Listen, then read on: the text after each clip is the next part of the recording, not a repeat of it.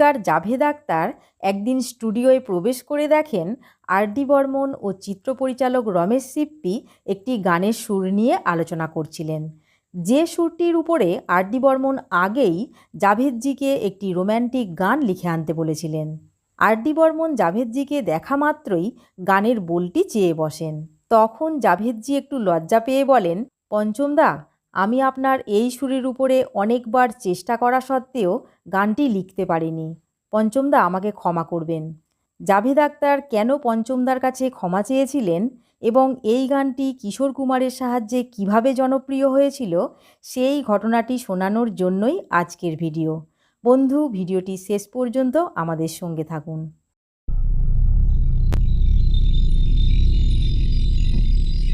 सागर किनारे दिल ये पुकारे। 1985 সালে রমেশ সিপ্পি পরিচালিত সাগর মুভিটি রিলিজ হয়। এই মুভির সঙ্গীত পরিচালনা করেছিলেন রাহুল দেব বর্মন, আর গানগুলি লিখেছিলেন জাভেদ আখতার। যখন পঞ্চমদা আর জাভেদ আখতার দুজনে সাগর মুভির গানের উপরে কাজ করছিলেন, তখন পঞ্চমদা একদিন জাভেদজিকে একটি সুর শোনান। তারপর তিনি ওই সুরের উপরে একটি সুন্দর রোম্যান্টিক গান জাভেদজিকে লিখে আনতে বলেন।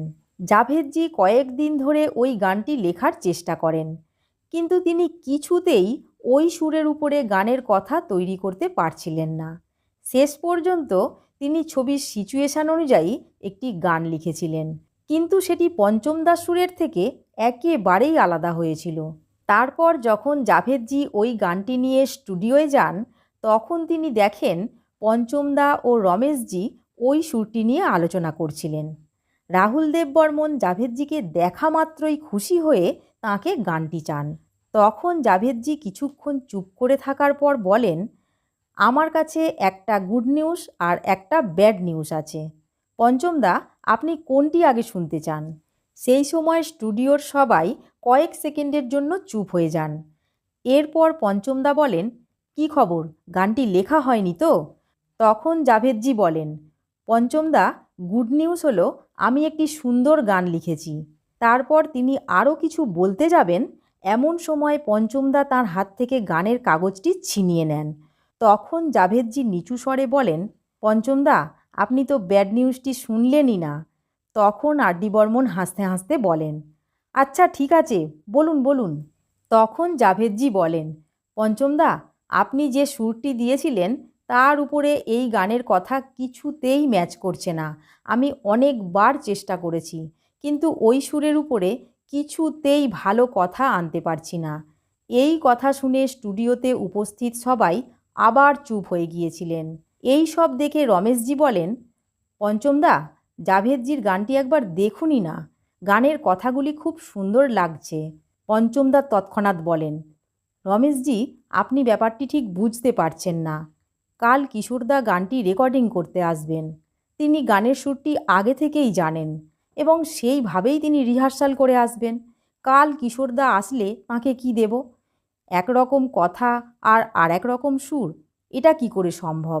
এদিকে কিশোরদাও সেই সময় খুব ব্যস্ত ছিলেন। এই ভেবে পঞ্চমদা হতাশ হয়ে চেয়ারে বসে পড়েন। জাভেদজি তখন রমেশ সিপ্পিজির পাশে মনমরা হয়ে দাঁড়িয়েছিলেন। রমেশজি জাভেদজির হাত থেকে গানের কাগজটি নিয়ে গানের বোল পড়তে শুরু করেন, চেহারা হ্যায় ইয়া চাঁদ খিলা হ্যায়। তারপর পরের লাইনটি পড়তে যাবেন, এমন সময় আর.ডি. বর্মন গানের কাগজটি রমেশজির হাত থেকে কেড়ে নিয়ে এমন একটা কাজ করে বসেন যা সকলেরই কল্পনার বাইরে। হঠাৎ তিনি নোটবুক বের করে জাভেদজির গানটি লিখতে শুরু করেন। জাভেদজি দূর থেকে ভেবেছিলেন পঞ্চমদা হয়তো তাঁর গানের বোল পাল্টে দিচ্ছেন। তাই তিনি আগ্রহের সঙ্গে পঞ্চমদার কাছে এসে দেখেন পঞ্চমদা তাঁর গানের বোলগুলি নোটবুকে আবার লিখছেন আর সাথে সাথে গুনগুন করছেন। তার মানে পঞ্চমদা গানটির বোল লেখার সাথে সাথে সুরটিও তৈরি করে ফেলছিলেন। তৎক্ষণাৎ কোনো গানের সুর তৈরি করা একজন মিউজিক ডাইরেক্টরের কাছে একটা অসম্ভব কাজ। মাত্র 30 মিনিট পরে পঞ্চমদা হাসতে হাসতে বলেন, মিউজিক তৈরি হয়ে গেছে। এটা একমাত্র পঞ্চমদা বলেই সম্ভব। चेहरा है या चांद खिला है, सागर जैसी आंखों वाली ना है बेताब ये दिल। পরের দিন কিশোরদা গান রেকর্ডিংয়ের জন্য স্টুডিওয়ে আসলে পঞ্চমদা তাকে পুরো ঘটনাটি বলেন।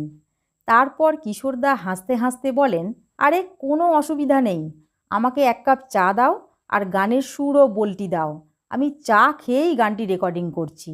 तू क्या जाने देख रहा है, तूने दीवाना दिल को बनाया, तेरे सपने देख रहा हूँ, तेरा साथ नहीं पाऊँ तो इस दुनिया में कोई नहीं हो, चेहरा है या चांद खिला है।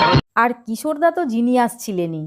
তিনি গানটি গাওয়ার সময় কিছু হাই নোট ও কিছু সফট নোট জুড়ে দিয়ে গানটির মধ্যে আলাদা রকমের একটি রোম্যান্স তৈরি করেছিলেন, যার ফলে গানটি আরও মধুর ও জীবন্ত হয়ে উঠেছিল। আর যখন সাগর মুভিটি রিলিজ হয়, গানটি ব্লকবাস্টার হয়েছিল। এই গানটি ঋষি কাপুরের কেরিয়ার জীবনে জনপ্রিয় গানগুলির মধ্যে একটি। বন্ধু, আজ এই পর্যন্তই। এতক্ষণ আমাদের সঙ্গে থাকার জন্য আপনাদের আন্তরিক ধন্যবাদ। আবার পরের ভিডিওয় দেখা হবে।